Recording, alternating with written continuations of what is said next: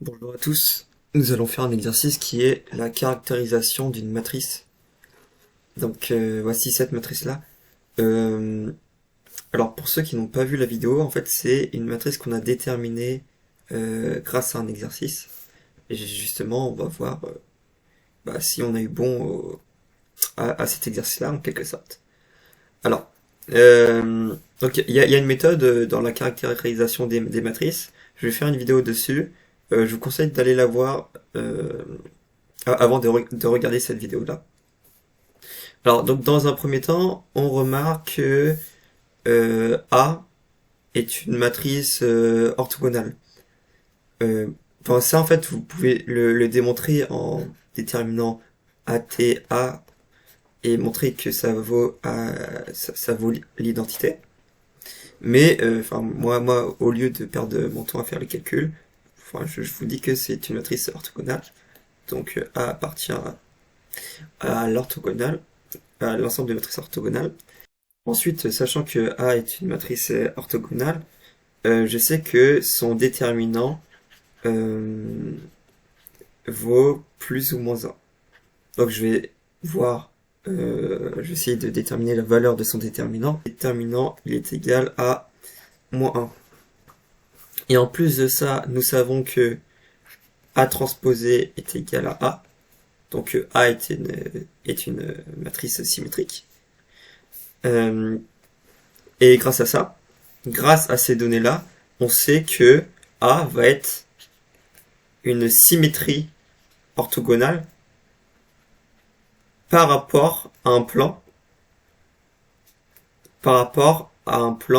F tel que AU est égal à U. Donc, c'est-à-dire qu'on va déterminer les invariants de A. Donc, afin de déterminer ces invariants-là, c'est la même chose que de résoudre A moins l'identité, A moins l'identité de X est égal au vecteur nul. Donc c'est trouver le noyau de la matrice A-I. Donc pour ça, on pose le système moins 2, moins 2, moins 2, moins 2, moins 2, moins 2, moins 2, moins 2. X, Y, Z est égal au vecteur nul. On n'a plus qu'à résoudre ce système-là, et en fait, on s'en rend compte qu'on obtient moins de x, moins de y, moins de z, qui est égal à 0, et puis là, on obtient les mêmes équations.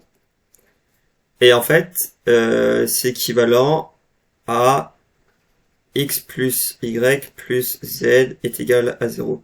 Ainsi, ça veut dire que la matrice A, c'est la symétrie orthogonale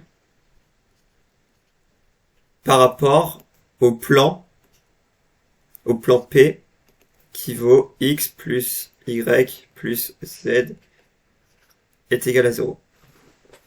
Donc, et c'est tout pour cet exercice-là. Donc, faut juste connaître la méthode. Donc, pour ça, je vous invite à voir ma vidéo sur la méthode. Merci d'avoir regardé la vidéo.